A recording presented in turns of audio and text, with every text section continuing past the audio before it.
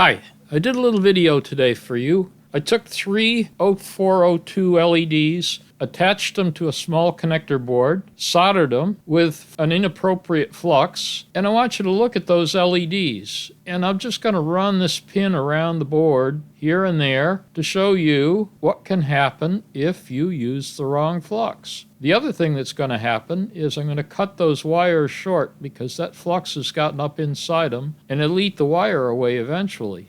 An inappropriate flux will contain an acid. An acid like zinc chloride conducts electricity. It cleans copper pipe really well for plumbing, but not very well suited for electronics. My unsolicited recommendation for flux is Chip Quick. There are other fluxes made for electronics by different companies that are very appropriate for the application. It's important to use the correct flux for electronics.